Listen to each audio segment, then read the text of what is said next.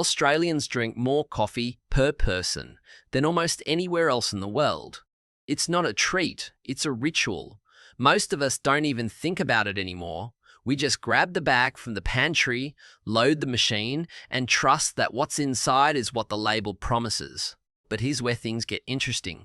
Several coffee products sitting in Australian kitchens right now use blending, labeling, and marketing practices designed to make low-grade coffee look and sound premium, all without technically breaking any rules. And this isn't just about taste. It's about paying premium prices for filler-grade product, and in some cases, buying something so far from fresh the flavor has already broken down before it reaches your cup. Most shoppers never notice this because the packaging tells one story, and the reality inside the bag can be very different. For this investigation, we looked at packaging claims, ingredient information, industry reporting, and public consumer complaints to build a countdown of the 6 biggest coffee red flags in Australia right now. We're going from least concerning to most concerning, so stick around. The final entry involves something serious enough that it's drawn regulatory attention. And before we get there, one coffee category Australians consider the healthier or more premium choice turns out to be one of the most manipulated categories in the entire industry.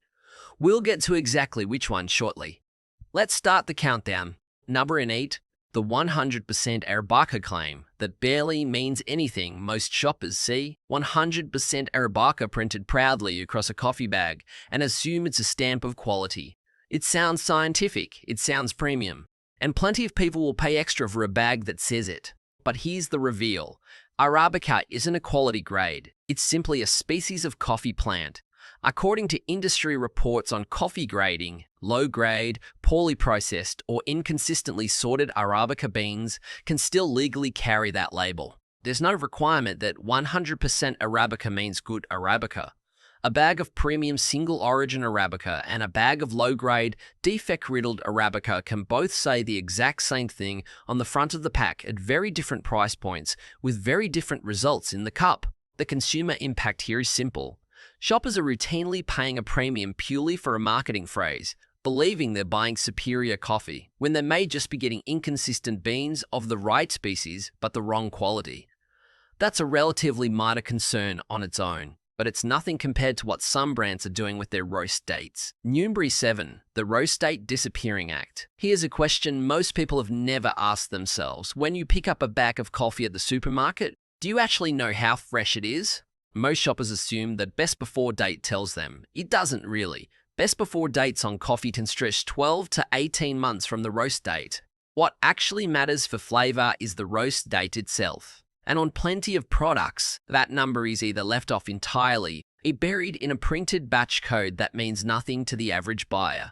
Public packaging analysis has shown this pattern across multiple mainstream brands. The bag on the shelf might look fresh, and it might even be marketed as freshly roasted, but without a visible roast date, there's no way to actually confirm that.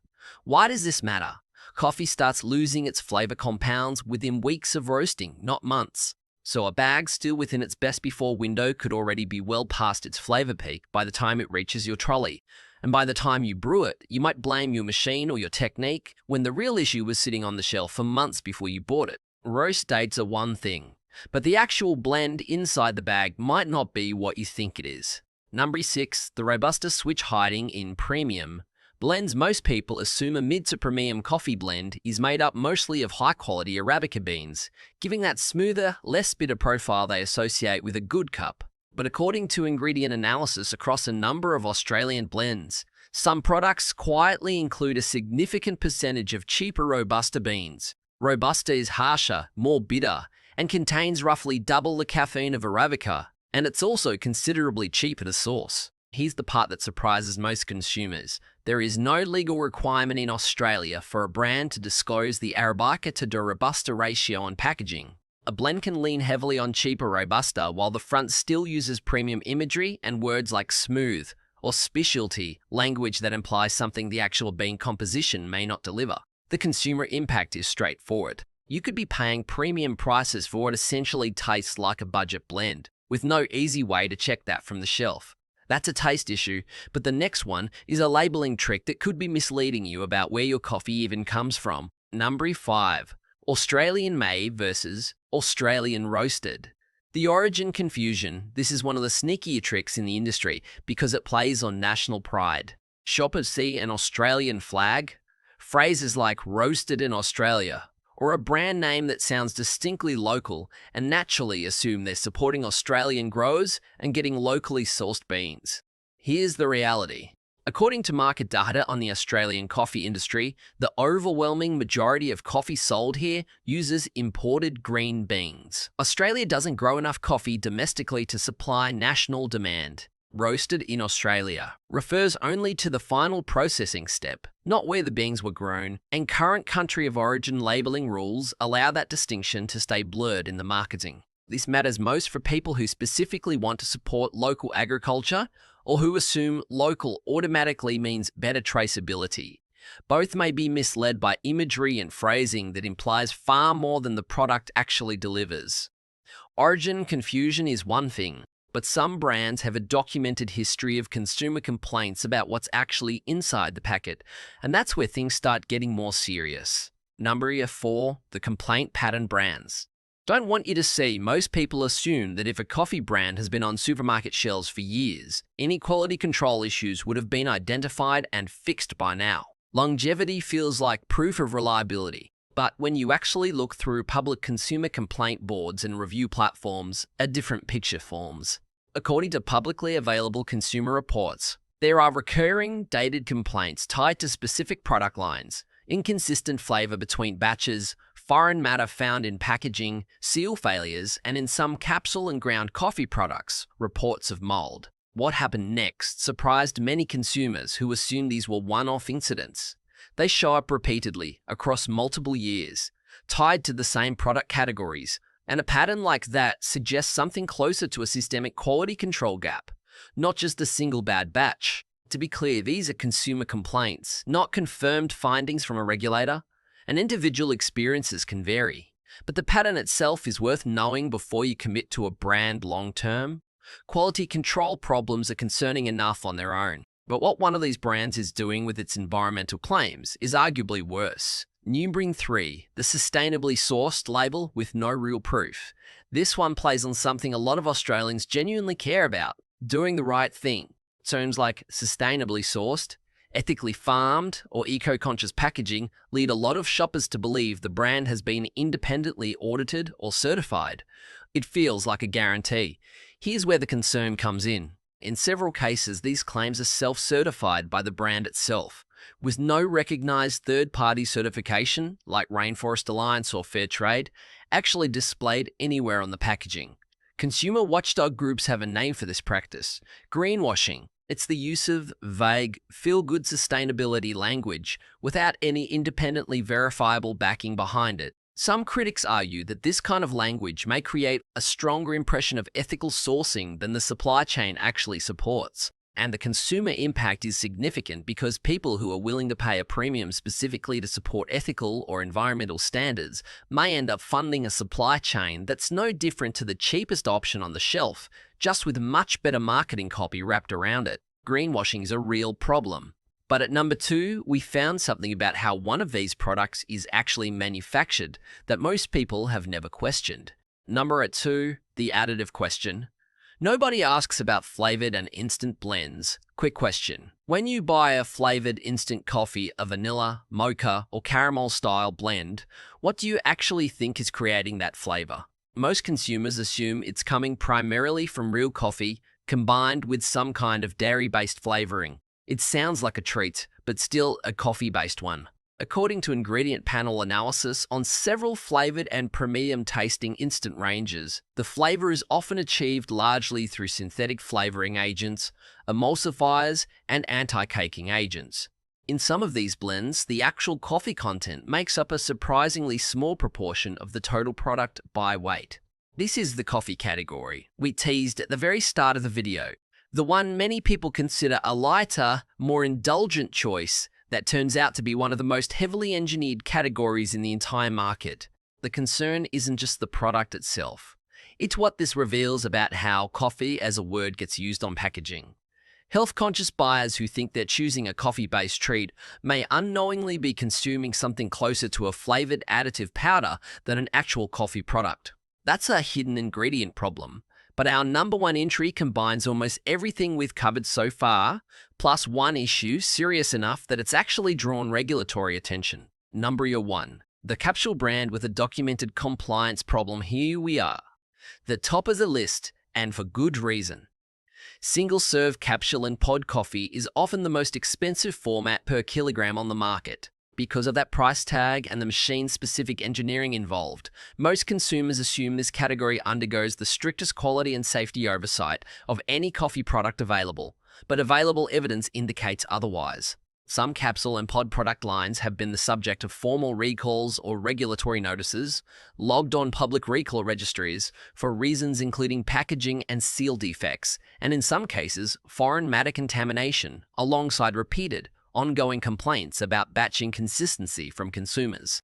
This is the clearest case in our entire investigation, where we're not just talking about clever marketing or vague sustainability claims. We're talking about documented, publicly logged incidents. It shows a high price point doesn't automatically mean high oversight.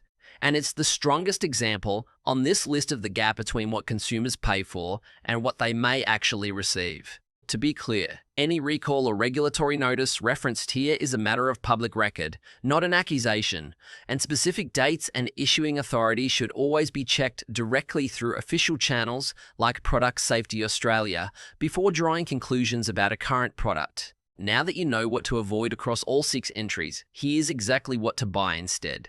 Starting with the supermarket option worth your trust. What's buoyancy? If you want a reliable supermarket option, look for a roaster that publishes a visible roast date rather than just a best before date, discloses its Arabica to Robusta ratio, and carries a recognized third-party ethical sourcing certification on the packaging. This is the easiest upgrade for everyday buyers who don't want to change where they shop.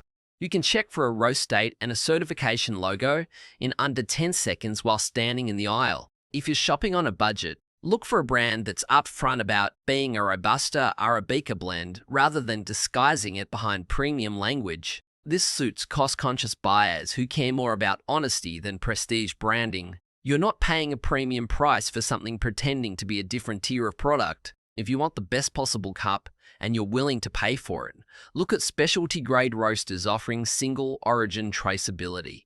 Coffee you can trace back to a specific farm or cooperative, independently verified. This is aimed at genuine coffee enthusiasts, and the value proposition is full chain of custody transparency from farm to cup, not just a marketing promise.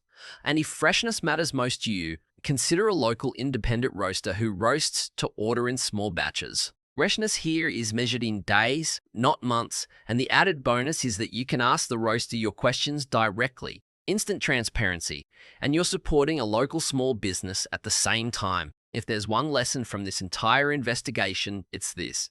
In the Australian coffee market, price and premium-sounding language are not reliable indicators of quality. The only things that actually tell you something real are transparency, roast dates, disclosed sourcing, and independently verifiable certifications. Terms like 100% Arabica, sustainably sourced, and Australian roasted are often legally accurate, but they're carefully chosen to imply more than they actually guarantee. That's not necessarily illegal, but it is worth knowing. So next time you're standing in the coffee aisle, check the 3 things: a visible roast date, a disclosed being ratio or single origin claim, and a recognized third-party certification logo, not just a claim written in the brand's own words. And remember, the coffee industry moves fast. Blends, suppliers, and practices change over time, so treat any best or worst list, including this one, as a snapshot based on information available right now, and keep checking labels for yourself going forward. Which of these 6 surprise you the most? Let us know in the comments which brand you've personally switched away from. If this video is going to save you from grabbing the wrong bag next time you're at the supermarket, do us a favor and hit like so more Australians get to see this investigation. And if you want more videos exposing what's really behind the everyday products sitting in your pantry, make sure you're subscribed, because this is exactly the kind of investigation we do every week. This video is based on publicly available information at the time of research, including packaging claims, published ingredient information, publicly accessible consumer review platforms, industry and market reports, and official recall registries where referenced. Where recalls or regulatory notices are mentioned, only verified, publicly logged notices should be cited, along with their dates and issuing authority, such as Product Safety Australia. Consumer complaints referenced in this video reflect individual customer experiences, shared on public platforms, and may not represent the experience of every customer, and consumer experiences can vary. Statements regarding sourcing, ingredients, and industry practices reflect information available at the time of publication and are subject to change as brands update formulations, suppliers, or policies. Nothing in this video should be understood as an allegation of illegal conduct, unless specifically confirmed by an official regulatory finding, recall notice, or court record. General industry practices, marketing language critiques, and labeling observations are presented as analysis and opinion based on publicly available material, not as findings of wrongdoing. This content is educational and informational only, and viewers are encouraged to check current packaging, brand websites, and official recall registries themselves before making any purchasing decisions.